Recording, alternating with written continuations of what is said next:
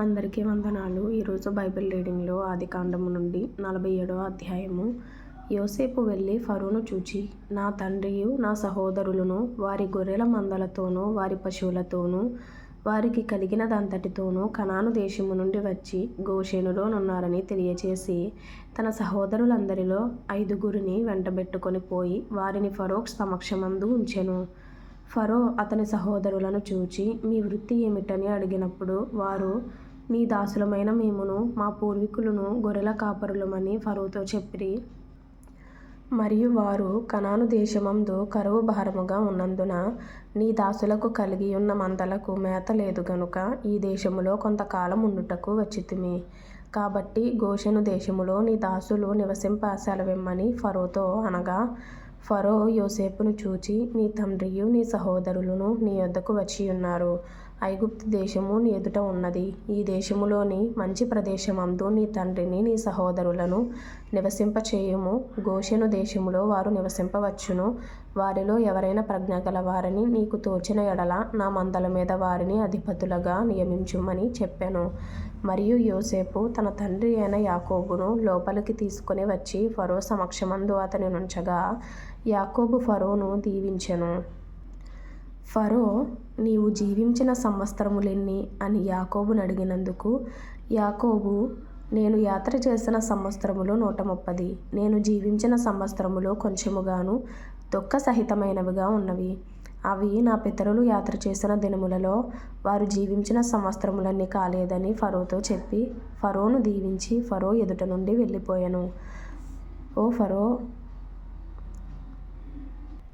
క్షమించండి, ఓ అనే అక్షరం ప్రింటింగ్లో ఎక్స్ట్రాగా పడింది. ఫరో ఆజ్ఞాపించినట్లు యోసేపు తన తండ్రిని తన సహోదరులను ఐగుప్తు దేశములో నివసింపచేసి ఆ దేశములో రామసేసను మంచి ప్రదేశములో వారికి స్వాస్థ్యమునిచ్చెను. మరియు యోసేపు తన తండ్రిని తన సహోదరులను తన తండ్రి కుటుంబపు వారినందరినీ వారి వారి పిల్లల లెక్క చొప్పున వారికి ఆహారమిచ్చి సంరక్షించెను.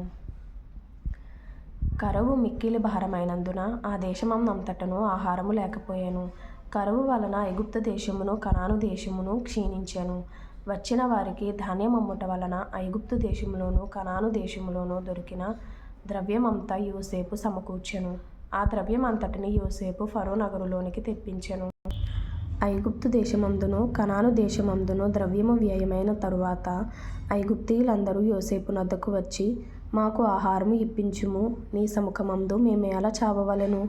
ద్రవ్యము వ్యయమైనది గదా అనిరి. అందుకు యోసేపు, మీ పశువులను ఇయ్యుడి. ద్రవ్యము వ్యయమైపోయిన ఎడల మీ పశువులకు ప్రతిగా నేను మీకు ధాన్యం ఇచ్చేదనని చెప్పెను. కాబట్టి వారు తమ పశువులను యోసేపు నద్దకు తీసుకొని వచ్చిరి.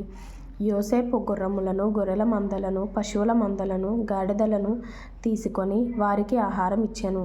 ఆ సంవత్సరమందు వారి మందలన్నిటికీ ప్రతిగా అతడు వారికి ఆహారం ఇచ్చి సంరక్షించెను. ఆ సంవత్సరము గతించిన తరువాత 2వ సంవత్సరమున వారు అతని యొద్దకు వచ్చి, ఇది మా ఏలిన వారికి మరుగు చేయము. ద్రవ్యము వ్యయమైపోయెను. పశువుల మందలను ఏలినవారి వశమాయెను. ఇప్పుడు మా దేహములను మా పొలములను తప్ప మరి ఏమియూ ఏలినవారి సముఖమున మిగిలి ఉండలేదు.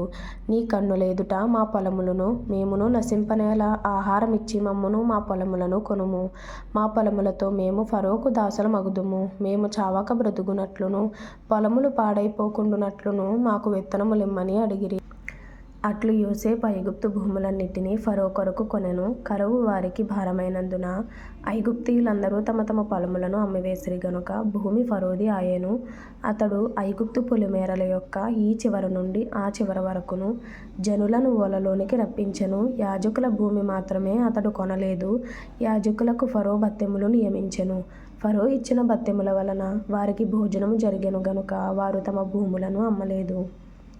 యోసేపు, ఇదిగో నేడు మిమ్మును మీ భూములను ఫరో కొరకు కొనియున్నాను. ఇదిగో మీకు విత్తనములు, పొలములలో విత్తుడి. పంటలో 5వ భాగము మీరు ఫరోకు ఇయ్యవలెను. 4 భాగములు పొలములలో విత్తుటకును మీకును మీ కుటుంబపు వారికిని ఆహారమునకును మీ పిల్లలకు ఆహారమునకును మీవై ఉండునని ప్రజలతో చెప్పగా వారు, నీవు మమ్ము బ్రతికించితివి, ఏలిన వారి కటాక్షము మా మీద నుండనిమ్ము, ఫరోకు దాసులమగుదుమని చెప్పిరి. అప్పుడు 5వ భాగము ఫరోదని. నేటి వరకు యోసేపు ఐగుప్తు భూములను గూర్చి కట్టడ నియమించెను. యాజకుల భూములు మాత్రమే వినాయింపబడెను, అవి ఫరోవి కావు. ఇశ్రాయేలీయులు ఐగుప్తు దేశమందలి గోషెను ప్రదేశములో నివసించిరి. అందులో వారు ఆస్తి సంపాదించుకొని సంతానాభివృద్ధి పొంది మిగుల విస్తరించిరి. యాకోబు ఐగుప్తు దేశములో 17 సంవత్సరములు బ్రతికెను. యాకోబు దినములు అనగా అతడు జీవించిన సంవత్సరములు 147. ఇశ్రాయేలు చావవలసిన దినములు సమీపించినప్పుడు అతడు తన కుమారుడైన యోసేపును పిలిపించి, నా ఎడల నీకు కటాక్షం ఉన్న ఎడల దయచేసి నీ చెయ్యి నా తొడ క్రింద ఉంచి నా ఎడల దయను నమ్మకమును కనుపరచుము. ఎట్లనగా నన్ను ఐగుప్తులో పాతిపెట్టకుము. నా పితరులతో కూడా నేను పండుకొనున్నట్లు ఐగుప్తులో నుండి నన్ను తీసుకొని పోయి వారి సమాధిలో నన్ను పాతిపెట్టుమని అతనితో చెప్పెను. అందుకతడు, నేను నీ మాట చొప్పున చేసేదనెను. మరియు అతడు నాతో ప్రమాణము చేయుమన్నప్పుడు యోసేపు అతనితో ప్రమాణము చేసెను. అప్పుడు ఇశ్రాయేలు తన మంచపు తలాపి మీద వంగి దేవునికి నమస్కారము చేసెను. ఇప్పుడు ఆదికాండము 48వ అధ్యాయం నుండి. ఈ సంగతులైన తరువాత, ఇదిగో నీ తండ్రి కాయులాగా ఉన్నాడని ఒకడు యోసేపుతో చెప్పెను. అప్పుడతడు మనష్షే ఎఫ్రాయిములు అను తన 2 కుమారులను వెంటబెట్టుకొని పోగా, ఇదిగో నీ కుమారుడైన యోసేపు నీ యొద్దకు వచ్చుచున్నాడని యాకోబునకు తెలుపబడెను. అంతటా ఇశ్రాయేలు బలము తెచ్చుకొని తన మంచము మీద కూర్చుండెను. యోసేపును చూచి, కనాను దేశమందలి లూజులో సర్వశక్తిగల దేవుడు నాకు కనబడి నన్ను ఆశీర్వదించి, ఇదిగో నీకు సంతానాభివృద్ధి పొందించి నిన్ను విస్తరింపచేసి నీవు జనముల సమూహమగునట్లు చేసి నీ తరువాత నీ సంతానమునకు ఈ దేశమును నిత్య స్వాస్థ్యముగా ఇచ్చెదనని సెలవిచ్చెను. ఇదిగో నేను ఐగుప్తునకు నీ యొద్దకు రాకమునుపు ఐగుప్తు దేశములో నీకు పుట్టిన నీ 2 కుమారులు నా బిడ్డలే. రూబేను షిమ్యోనుల వలె ఎఫ్రాయిము మనష్షే నా బిడ్డలయ్యుందురు. వారి తరువాత నీవు కనిన సంతానము నీదే. వారు తమ సహోదరుల స్వాస్థ్యమును బట్టి వారి పేర్ల చొప్పున పిలువబడుదురు. పద్దనరాబు నుండి నేను వచ్చుచున్నప్పుడు ఎఫ్రాతాకు ఇంకా కొంత దూరమున నుండగా మార్గమున రాహేలు కనాను దేశములో నా ఎదుట మృతి పొందెను. అక్కడ బేత్లెహేమను ఎఫ్రాతా మార్గమున నేను ఆమెను పాతిపెట్టితినని యోసేపుతో చెప్పెను. ఇశ్రాయేలు యోసేపు కుమారులను చూచి వీరెవరని అడుగగా, యోసేపు, వీరు నా కుమారులు, వీరిని ఈ దేశమందు దేవుడు నాకు అనుగ్రహించెనని తన తండ్రితో చెప్పెను. అందుకతడు, నేను వారిని దీవించుటకు నా దగ్గరకు వారిని తీసుకొని రమ్మనెను. ఇశ్రాయేలు కన్నులు వృద్ధాప్యము వలన మందముగా ఉండెను గనుక అతడు చూడలేకపోయెను. యోసేపు వారిని అతని దగ్గరకు తీసుకొని వచ్చినప్పుడు అతడు వారిని ముద్దు పెట్టుకొని కౌగలించుకొనెను.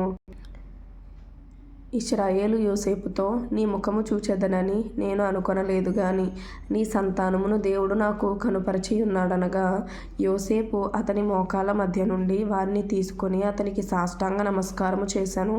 తరువాత యోసేపు ఇశ్రాయేలు ఎడమ చేతి తట్టున తన కుడి చేత ఎఫ్రాయిమును, ఇశ్రాయేలు కుడి చేతి తట్టున తన ఎడమ చేత మనష్షేను పట్టుకొని వారినిద్దరిని అతని దగ్గరకు తీసుకొని వచ్చెను. మనష్షే పెద్దవాడైనందున ఇశ్రాయేలు తన చేతులను యుక్తిగా చాచి చిన్నవాడైన ఎఫ్రాయిము తల మీద తన కుడి చేతిని, మనష్షే తల మీద తన ఎడమ చేతిని ఉంచెను. అతడు యోసేపును దీవించి, నా పితరులైన అబ్రాహాము ఇస్సాకులు ఎవని ఎదుట నడుచుచుండిరో ఆ దేవుడు, నేను పుట్టినది మొదలుకొని నేటి వరకును ఎవడు నన్ను పోషించెనో ఆ దేవుడు, అనగా సమస్తమైన కీడులలో నుండి నన్ను తప్పించిన దోత ఈ పిల్లలను ఆశీర్వదించునుగాక. నా పేరును అబ్రాహాము, ఇస్సాకులను నా పితరుల పేరును వారికి పెట్టబడునుగాక. భూమి యందు వారు బహుగా విస్తరించుదురుగాక అని చెప్పెను. యోసేపు ఎఫ్రాయిము తల మీద తన తండ్రి కుడి చెయ్యి పెట్టుట చూచినప్పుడు అది అతనికి ఇష్టము కాకపోయాను గనుక అతడు మనష్షే తల మీద పెట్టించవలెనని తన తండ్రి చెయ్యి ఎఫ్రాయిము తల మీద నుండి ఎత్తి, నా తండ్రి, అట్లు కాదు, ఇతడే పెద్దవాడు, నీ కుడి చెయ్యి ఇతని తల మీద పెట్టుమని చెప్పెను. అయినను అతని తండ్రి ఒప్పక, అది నాకు తెలియను, నా కుమారుడా, అది నాకు తెలియను. ఇతడును ఒక జన సమూహమై గొప్పవాడగును గాని ఇతని తమ్ముడు ఇతని కంటే గొప్పవాడగును. అతని సంతానము జనముల సమూహమగునని చెప్పెను. ఆ దినమందు అతడు వారిని దీవించి, ఎఫ్రాయిము వలెను మనష్షే వలెను దేవుడు నిన్ను చేయునుగాకని ఇశ్రాయేలీయులు నీ పేరు చెప్పి దీవించెదరనెను. అలాగు అతడు మనష్షే కంటే ఎఫ్రాయిమును ముందుగా ఉంచెను. మరియు ఇశ్రాయేలు, ఇదిగో నేను చనిపోవచున్నాను, అయినను దేవుడు మీకు తోడైయుండి మీ పితరుల దేశమునకు మిమ్మును మరల తీసుకొని పోవును. నేను నీ సహోదరుల కంటే నీకు ఒక భాగము ఎక్కువగా ఇచ్చితిని. అది నా కత్తితోనూ నా వింటితోనూ అమోరీయుల చేతిలో నుండి తీసుకొంటినని యోసేపుతో చెప్పాను. ఈ విధంగా బైబిల్ చదువుకొని ప్రభు మాట్లాడిన మాటలు ఏవైతే ఉంటావో బైబిల్లో, అంటే మన హృదయానికి తాకిన మాటలు, ఒక్కొక్కరితో దేవుడు ఒక్కోలా మాట్లాడతాడు కదా, అందరితో ఒకేలా మాట్లాడాలని లేదు. ప్రత్యేకించి ప్రభు మాట్లాడిన మాటలు ఏవైతే ఉంటావో అవి ఒక బుక్లో రాసుకోవడం వల్ల త్వరగా మర్చిపోకుండా మరలా వాటిని జ్ఞాపకం చేసుకోవడానికి అవకాశంగా ఉంటుంది. అందుకే ఈ విధంగా ఒక బుక్లో రాసుకోవడం అయితే నేను జరుగుతుంది. ఆత్మీయంగా బలపడాలి అనుకునేవారు సబ్స్క్రైబ్ చేసుకొని, లైక్ చేసుకొని, షేర్ చేయండి. అలాగే మీకు యూస్ఫుల్గా ఉంటే ఒక కామెంట్ ద్వారా తెలియచేయండి. ప్రభు మీకు తోడైండును గాక. ఆమేన్.